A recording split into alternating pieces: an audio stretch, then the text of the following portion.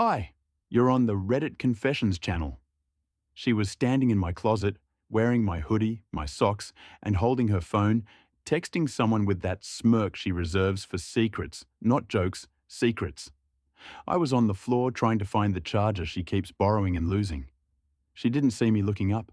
He just gets me, she typed, thumbs flying. I froze. I didn't say anything, just sat there in the dark corner of the closet like a rejected Roomba. She caught me a second later, eyes widening, not out of guilt, but like I'd interrupted something sacred. "Oh my God, Everett," she said with a laugh that didn't reach her eyes. "You scared me." "Who gets you?" I asked, voice barely a whisper.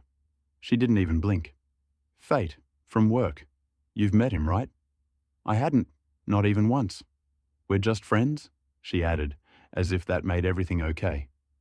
Then she walked out, like she hadn't just knocked over the last fragile thing I had left inside me. The next day, I made pancakes. She didn't eat them. Said she was too busy scrolling. She was on the couch for 3 hours posting inspirational quotes about independence and strength while wrapped in a blanket I paid for. Then came the moment, the one I can't stop replaying.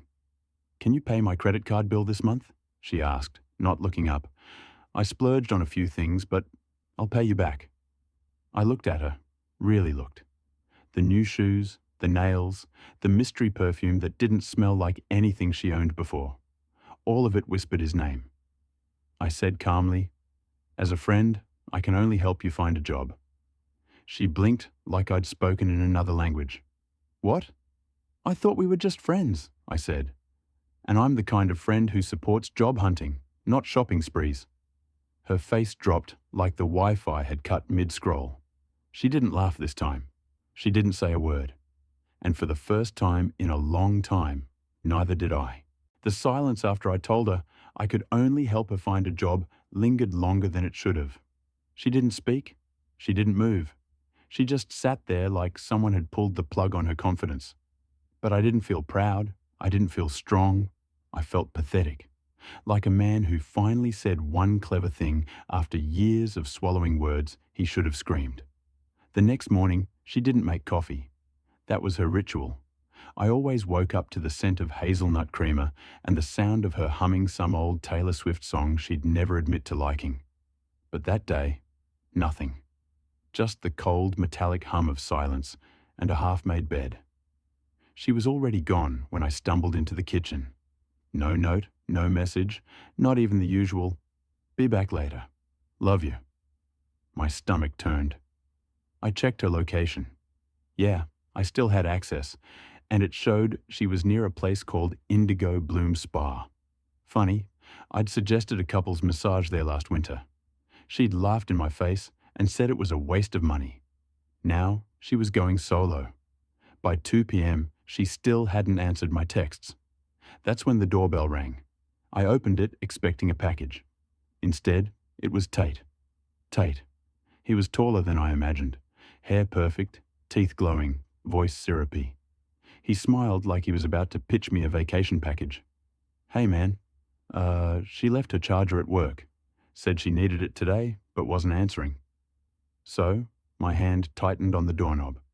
"You just show up at married women's houses now?" I asked, not blinking. He laughed awkwardly. "Dude, it's not like that. We're just friends." "Yeah, I know." There was this moment where neither of us said a word. He looked uncomfortable. I looked like a man standing on the last inch of a crumbling ledge. I took the charger, slammed the door, locked it. Deadbolt too. Then I sat down on the floor, still holding it, and stared at the wall for a solid hour. When she got home that night, she looked exhausted. Spruced up, but emotionally worn. I handed her the charger and said nothing.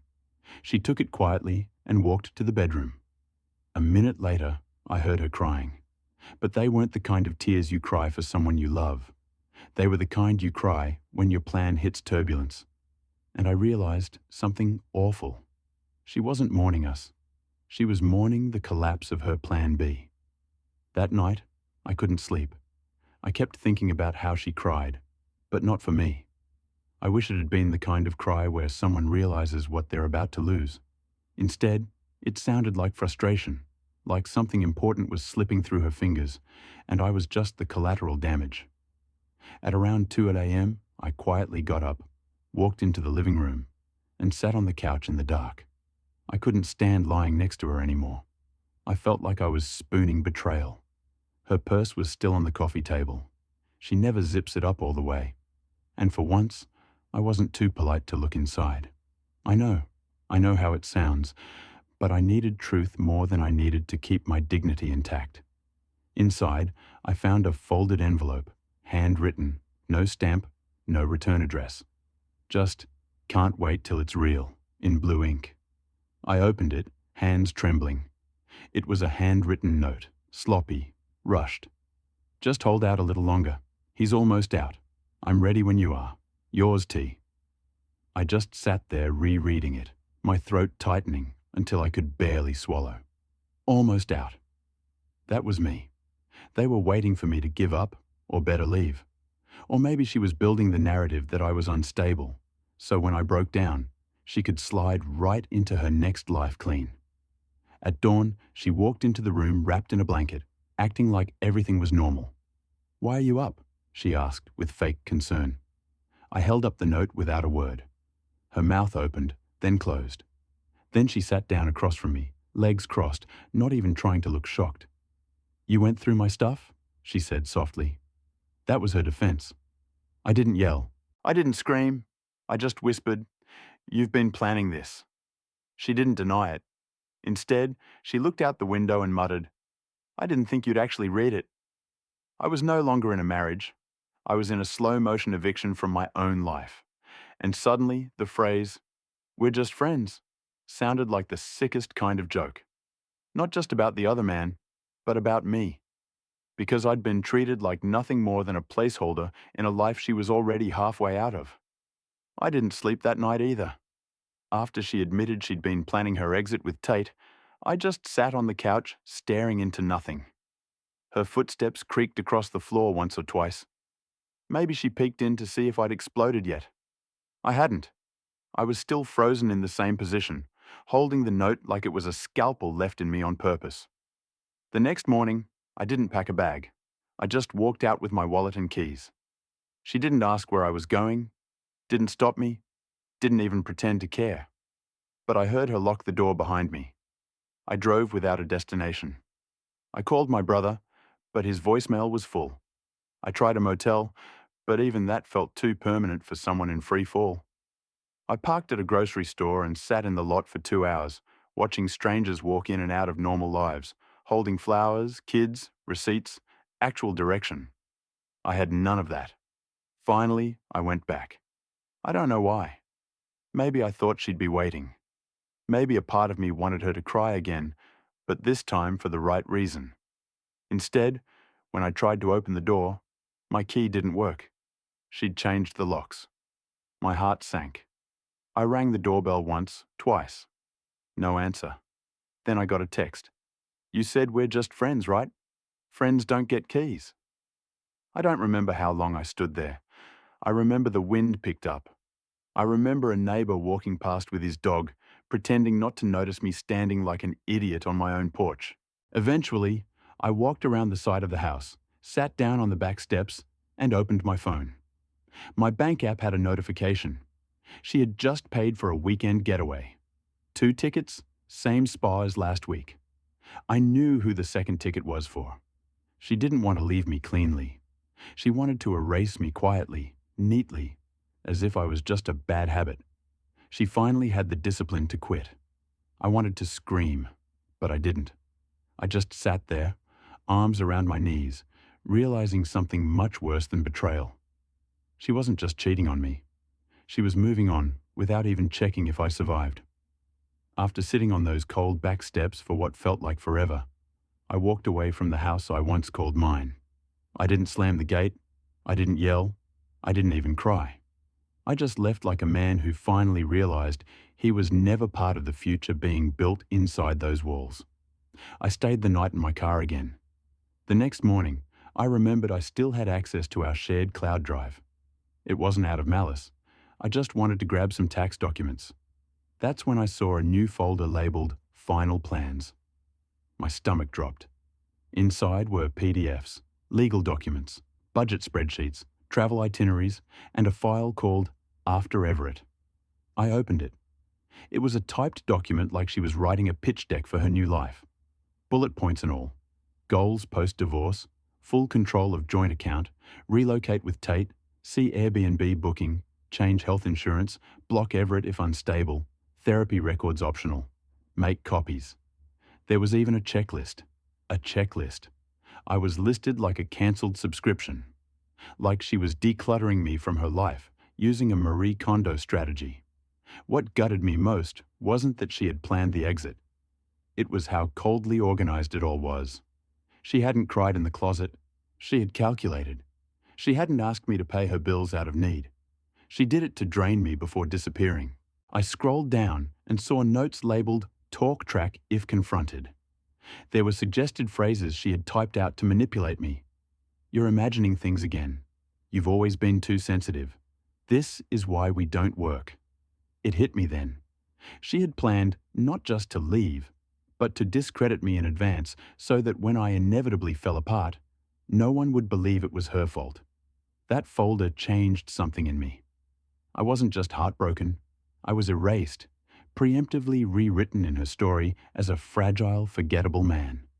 And the worst part, I had played that role for years without question. Not anymore. After I read through every line of that cold, calculated document she named after Everett, I stopped feeling like a victim. I wasn't angry yet. I was hollow, like she had already dug out the version of me she didn't need anymore and left the shell behind to pay bills and ask, "Is everything okay?" I didn't even go back to the car that night. I sat in a diner off Route 9 with stale coffee and a stale realization. She never planned to fight. She just planned for me to disappear quietly. At sunrise, I went home, or rather, to what used to be home. The front door was still locked, my keys still useless. But I had the garage code, and she forgot to disable that. I stepped inside like a thief in my own life. She was still asleep, curtains drawn, her phone charging on the nightstand beside a half-finished glass of wine, and an open tab with destination wedding packages on it. I didn't yell. I didn't touch her. I just walked through the house and started collecting the things she forgot to include on her spreadsheet. Not the TV, not the furniture. No, I took the photo albums, the letters I wrote her in the first year, the birthday card she kept because they meant something, the art we picked out in Vermont, the handmade clay mug she gave me when she still believed in us. And then I found something I wasn't supposed to. In the hallway drawer, beneath unpaid bills and expired coupons, was a second phone, a burner. It buzzed once as I picked it up. A message from Tate. "We're still on for the 18th. I'll be waiting at the lake." She had made sure her clean escape wasn't just emotional. It was digital too. 2 lives. One she lived in front of me, and one she built without me. I left everything on the counter, except the box of personal things and that burner phone. I didn't take money. I didn't take revenge. I just left a sticky note on the fridge that read, "Tell your friend the 18th is cancelled. He'll understand why soon enough." Then I walked out. No door slam, no dramatic music, but she must have heard it when she woke up. The silence that follows when a man stops begging to be kept. She called me the next morning like nothing had happened. Her voice had that rehearsed sweetness, like a customer service rep trying to sound sincere. She said, "Eva, can we please talk? I think we both overreacted." Overreacted. I read her plan to erase me, found her second phone, saw a text from her affair partner planning a romantic weekend, and got locked out of my own house. And now she wanted to call it an overreaction, but I agreed to meet. Not because I believed her. I just needed to see how far she'd go to pretend nothing happened. We met at a neutral cafe somewhere she thought she could stay composed. She wore sunglasses indoors like she was hiding from daylight, or maybe just from the truth. She sipped her latte and said, "I know things got messy, but we can figure this out as friends." That word again. I leaned forward, calm. "You locked me out. You lied for months. You wrote out how you'd spend my money after I was gone. Like I was a bump in your schedule. She blinked. You weren't supposed to find that. Oh, I said with a bitter smile. So I ruined the surprise. Just then, the door to the cafe opened. Tate walked in. Not coincidentally, not by accident. She had invited him. He spotted her, waved, then hesitated when he saw me. I stood up slowly, not to fight him. I'm not that guy, but because I needed to look him in the eye when I said what came next. You still on for the 18th? I asked him. He froze. What? She cancelled it, I said. But she didn't tell you, huh? Her face went pale. Then I pulled something out of my jacket pocket.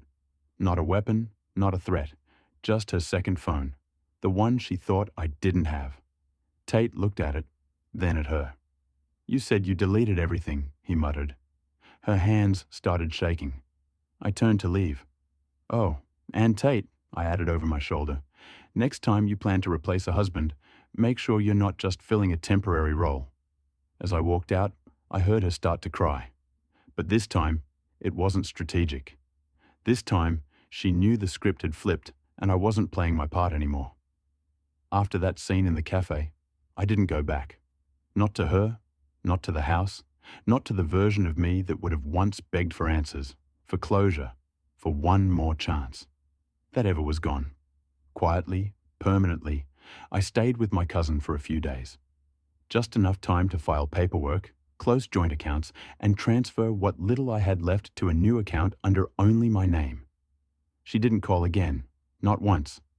But I heard from a mutual friend that Tate ghosted her 2 days later. Apparently, he didn't know he was just a piece of a strategy, not the prize. He was never in love with her. He was in love with how she made him feel by trashing me. I could have gone petty. I could have posted the messages, the spreadsheets, the burner phone contents. But something strange happened instead. I moved on. At first, it was weird. Eating dinner without waiting for her to get home.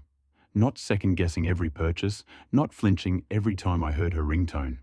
But then, something even stranger happened. I started smiling again. One morning, I went for a walk just around the block. No destination, but I noticed colours I hadn't seen in years. A kid's chalk drawing on the sidewalk. A neighbour's wind chime. A bakery I didn't know opened. Life had been happening all around me while I was stuck being someone's silent support beam. Now, I was building something for myself. I'm not saying everything's perfect, but it's real and it's mine. No spreadsheets, no fake smiles. No, we're just friends' lies. Just freedom. One messy healing day at a time. So, if you're sitting where I was wondering if walking away means losing, let me tell you what I found. Myself. Finally. What moment in this story shocked you most?